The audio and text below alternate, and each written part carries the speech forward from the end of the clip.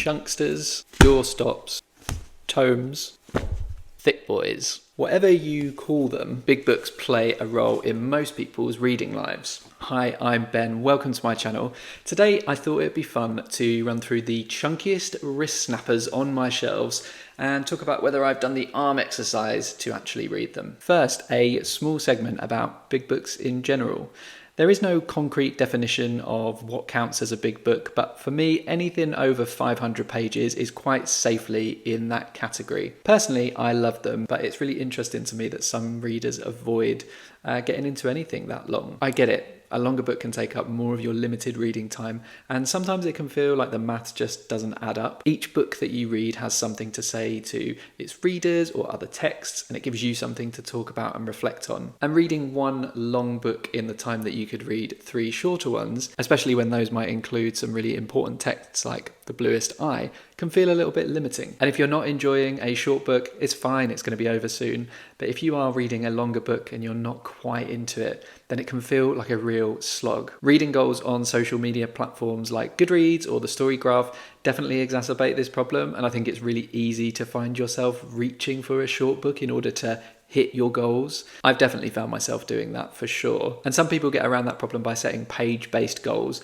which is great, but it's also really important to remember that reading really isn't a numbers game. It's not a competition. There are no special prizes for reading the most books in a certain period of time. Reading should be something that brings pleasure or insight to your life. For me, reading a longer book brings a particular type of pleasure. It's not better or worse than reading a short book, but it's just, different. My fondest memories of longer books are when I get to spend an extended amount of time immersed in a certain world or with a particular set of characters, and I get to know them really intimately in a way that, although not impossible, is a lot harder to achieve in a much shorter novel. Those are not the only things people get out of longer books though. Sometimes it can be a way to play with form, like James Joyce's Ulysses, or it can be a way to just really deeply explore an idea and push it to its limits, which is what I imagine something like Infinite Jest does, although I've never read that book. Anyway, whatever you think of big books, they have a place in readers' lives, and crucially, for this video, they have a place on my shelves. So let's get into it. You may be wondering how I'm going to measure this. Word counts aren't widely available, and without painstakingly counting every word of every book that I own, won't this just be a pretty arbitrary collection of titles based on some measurement that I have just chosen and isn't quite precise? Well, yeah, basically. But thankfully, I am not planning to submit this to a peer-reviewed scientific journal. Not that I think one for this sort of thing exists. But I'm quite happy with the imprecision. This is just a bit of fun. Word counts are obviously the best measure if they were available, but they're not. There are websites that let you look up estimations of how many words books are, but these are typically just based on the audiobook length. So we could look at the audiobook length and use that as a determination of how long a book is. But then that does depend on the cadence and speed of the person reading, whether it is a more sort of dramatic interpretation of the book or a straight reading of it. And I think it gives a bit of a false equivalence of time and length, which I don't think are the same thing when it comes to reading, because readers have completely different speeds. I don't really know how to pass the idea that a book is a 20-hour book, especially when you could listen to that at 1.5 speeds if you're someone who could comprehend your audiobook that quickly. So I didn't really like that as a measure. Another way you could do it is to measure by weight, but that is rubbish and would massively favour hardback, so no thank you. Or we could measure by thickness. Again, hardbacks would get a bit of an advantage here, but more importantly, paper stock would really play a massive role in determining which titles come out on top. Over hundreds of pages, even slightly thicker paper would make a book much, much thicker. As an example, these 2 books are about the same thickness. However, Marlon James's Black Leopard Red Wolf is about 200 pages shorter than The Goldfinch, which is kind of crazy. So the measure I've ended up choosing is the trusty page count. It's really easy for me to verify because I've got the books right here, and it made it more of a doddle for me just to scan the shelves for the biggest books and then look at the page counts and whittle it down to the longest ones. Obviously, it's not a perfect measure because font sizes and line spacing can be different between different books, but it's the one I've decided has worked best for me. Small disclaimer that I am only including books that I've got physical copies of, which excludes a few really long ones that I've got on my Kindle, like the first Game of Thrones book. And I think I Am Pilgrim is a really long thriller book, which I've had on my Kindle for years and never got around to reading. I'm going to go through these books in order from shortest to longest, and I'm determining that by the page number of the last page of the novel. If you look these books up on like Amazon or Waterstones, the stated page counts are a bit longer, but that's because it includes things like the front papers and the acknowledgements, and so some of the books will be stated as a bit longer than they actually are. Every book on the list, though, is more than 700 pages long, and they add up to a total of 8,380 pages, which is nuts. In total, in 2022, I read 17,300 pages or so, and that was 60 books. So in 10 books, it's the equivalent to almost half the reading I did in the whole of 2022. The book in 10th place has 704 pages, and it is Hanya Yanagihara's To Paradise. I have read this one, and it's basically a triptych of novels that are, for some reason, combined into one big book. The 3 stories take place at 100-year intervals, and although they are not on the same timeline, they do share some themes of disease and othering and promised lands. And for some strange reason, this conceit that each book has the same character names, even though those character names are assigned to different characters. For me, this was a bit hit and miss. I thought books 1 and 3 were both really good.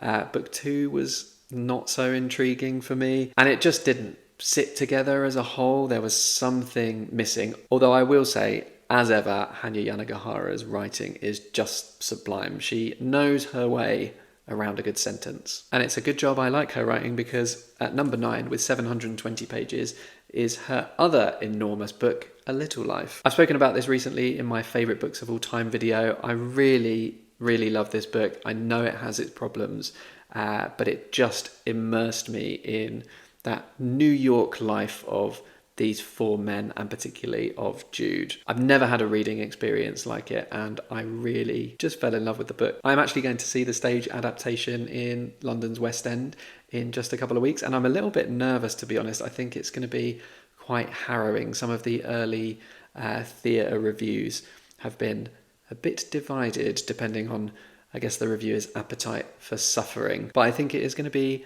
an experience, at least. I'm up on the balcony, so I'm a little bit removed from the action. I know you can get on-stage seats, though, which I don't think I'd want to be sitting that close, to be honest. Number 8 only bests A Little Life by 1 page, and that is Death's End by Cixin Liu. This is the 3rd part in Liu's sci-fi trilogy, which I've seen called Remembrance of Earth's Past, but in here it's called the 3-Body Trilogy. It's not going to make much sense to anyone who hasn't read the first 2 parts, but this is one of the most interesting, engaging sci-fi experiences I've had. There's lots of real science in here, but also science sort of pushed to its theoretical and imaginative limits. I almost don't want to talk about the plot of this one too much. One, because I read it quite a while ago and a lot goes on, but also I don't want to spoil it for anyone who would be interested in reading this, because there's a lot taken for granted here that you learn about in the first 2 books. But one thing I will say is that if we were measuring longest books by the number of years covered in the content, this might be the longest book ever written. The scope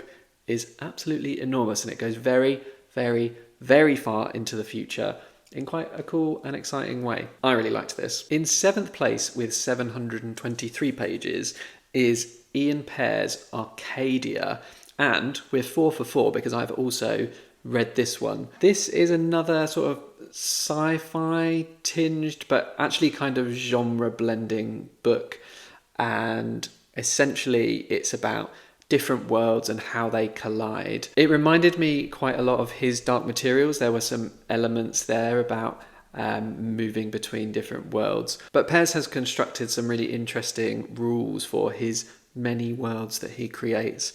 And actually, I wouldn't be surprised, now that multiverse stuff is really big, this would probably be a lot more popular if released today. It also has this interesting conceit that you jump between quite a few different perspectives.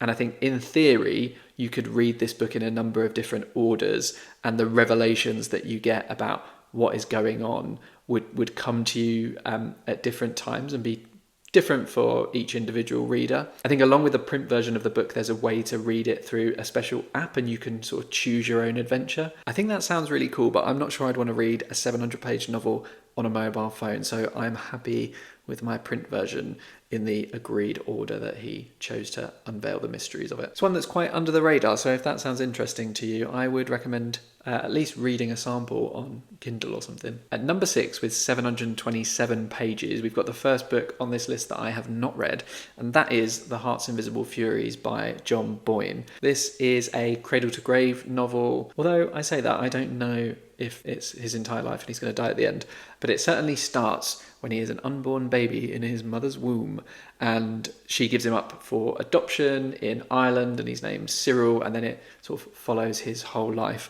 I'm not sure if it's gay. I get the feeling that it's a gay novel, but maybe it's not. Maybe that's a mistake on my part.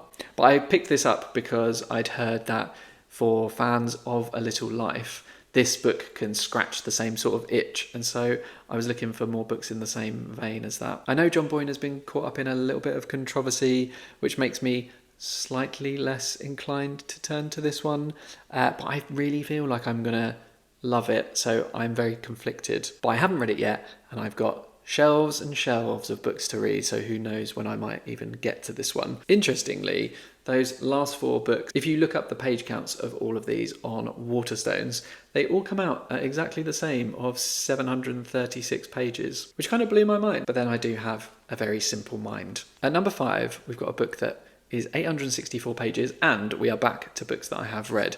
This is The Goldfinch by Donna Tartt. And I picked this one up because I read The Secret History quite a few years ago now, and I absolutely loved it, and it left a Donna Tartt-shaped hole in my reading life, and I just wanted to read whatever else she had written. I felt like if she'd written a telephone book, I would probably read that cover to cover because her writing is so exquisite.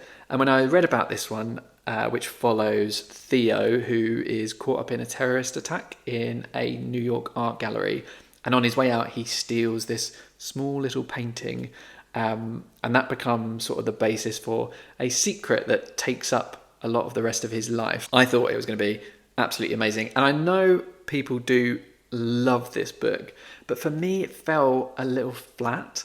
There are parts of it that I really enjoyed, particularly there's a section in Las Vegas in, I think, the 90s, and it just really worked for me. I enjoyed his escapades with his mate Boris in and around the city of Las Vegas. But a lot of the rest of it there was something about, I think, the plot that I couldn't quite get on board with. The initial premise was interesting, and then it took this weird leap where he went and lived with, I won't say who or what or why, but he basically turns up and ends up living with these people. And I was like, this makes no sense. Why on earth would they let this boy who they don't know just live with them? Doesn't make any sense to me. And then I kind of wasn't on board with the story from then on. I read somewhere it described as like almost a YA book written for adults, and that does make a lot of sense. There's a lot of logical leaps that happen in the book. It's all dialed up to the max. So yeah, I was a little bit disappointed with this one, but I'm still glad I read it. For like a near 900 page book, it did still fly by, and I'm sure a number of you watching this will have read this and really liked it, so it's probably a me problem. But we are very much overdue a new Donna Tartt. Where is her next novel? We need it. At number 4, we have got Hilary Mantel's final part of her Thomas Cromwell trilogy, The Mirror and the Light. And this is the gorgeous hardback edition. I actually have not read this, and I've not read either Wolf Hall or Bring Up the Bodies.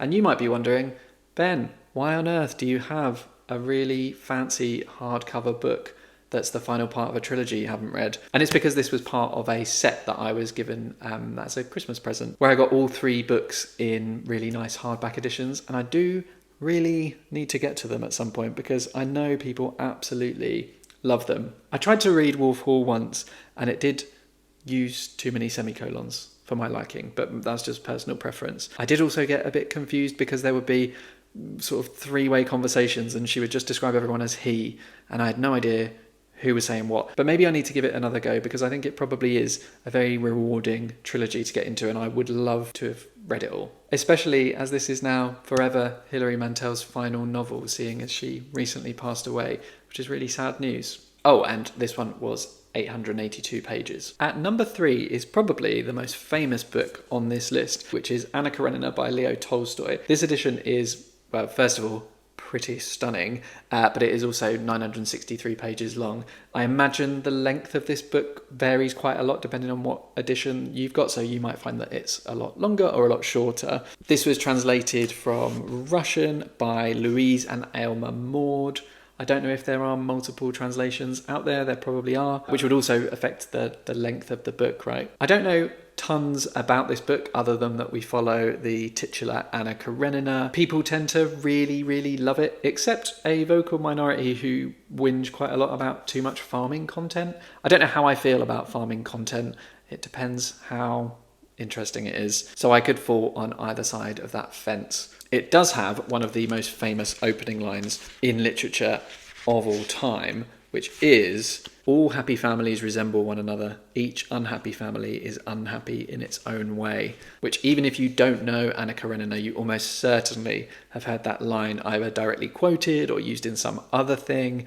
Yeah, super famous book. I do want to read it. I don't want it spoiled, so I'm not going to talk about it any more than that. I actually once went to a show for the podcast No Such Thing as a Fish, which is from the team behind the TV show QI. And as part of the live show, one of the panel, James Harkin, did an entire banjo song that summarised the entire plot of Anna Karenina. And having not read it, I just had to sit in the audience and sort of put my fingers in my ears and go la la la la la really quietly to myself without disturbing the people around me, because otherwise the book was going to be completely spoiled.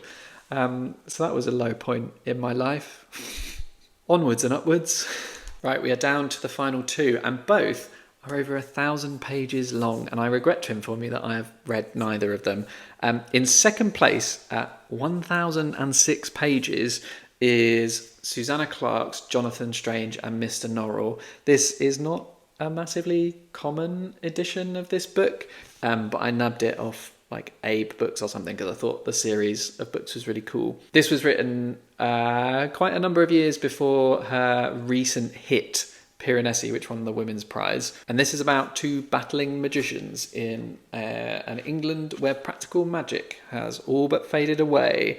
I don't know tons about this book, and the blurb is actually not that informative, but I think it's a bit of a grudge match between Jonathan Strange and the new hot young thing on the scene, Mr. Norrell. But I imagine there must be a lot to that battle because this book is enormous. I'm not sure if I will love this or not. I did find myself a bit underwhelmed by Piranesi. People continue to tell me how wonderful and magical and engrossing it is, but I found Piranesi, the character, quite annoying and naive, and I wasn't really wowed by the denouement of what was going on in that book. So I might be just a grumpy loser, which is very possible, or it might be that it just didn't gel for me. I did think Susanna Clarke's writing was good, so that gives me some hope that this will be really enjoyable. But it's going to have to be good to hold my attention for over 1,000 pages. That is one long sucker. But it is not as long as our first place victor, which is at 1,070 pages, officially the longest book that I own. And that is Ken Follett's The Pillars of the Earth. This is a very long book. And to be honest, although I have not read it yet, I am surprised at myself for even buying it, because I'm not huge on like this sort of historical fiction. I've never read anything from Ken Follett before. And on the face of it, the premise of this book is not something that I would have imagined myself wanting to read. It is about a town called Kingsbridge and follows the very long and arduous and many generational process of building a cathedral there. Strangely not the only book in this genre of cathedral building, but this is the original and the most famous, and people absolutely love it. I heard it talked about at length on the podcast What Should I Read Next, and someone was just going on about how wonderful and engrossing and brilliant this book was, and how it wasn't something that they would normally read, but they were just captured by this. And so it made me think, well, maybe it will capture me too. I want to be captured. Not like that. And so I picked it up, and I have done nothing with it since, but I would love to read this at some point. It seems like a very rewarding experience. So who knows, maybe 2023 is the year. So those are my 10 longest books, and you might be curious to know, what if I'd used another measure? What if I had determined this by audiobook length or weight or thickness? And as a little bonus, I'm going to tell you what those were because I did also work it out. If we were going by audiobook length, then Ken Follett would still come out on top. His audiobook for this is nearly 41 hours long. That is an inordinate amount of time. That poor narrator must have been sat in that booth for so many more hours than that. I feel sorry for them. If we were measuring by weight, then of course the hardbacks really get favoured in this scenario. And so my heaviest book is Hilary Mantel's The Mirror and the Light. And that weighs 1.3 kilograms. That is not something to take in your hand luggage when going on holiday. That is a sit at home on your sofa type read. And maybe unsurprisingly, because it's one of the only few hardbacks on the list and it is the biggest of the hardbacks, this is also the thickest book. So this is about 6 centimetres, which I don't know, my inches, just divide it by 2.5 or something. I don't know, it's thick. Anyway, I hope you enjoyed that journey with me of going through the longest, thickest, biggest books that I have on my shelf. There are obviously bigger books out there, but they are not ones that are behind me here today. Let me know what you think of big books. Do you like reading big books? Are they a good experience for you? Are there any huge ones that you've got on your shelves at home or hidden away in your Kindles that you've wanted to get to? Or are you always lured away by those slim little novels that make eyes with you and tell you that you can read them in a day? If you enjoyed this video, please give it a like. If you'd like to see more videos from me, then why not hit subscribe? But until next time, toodles.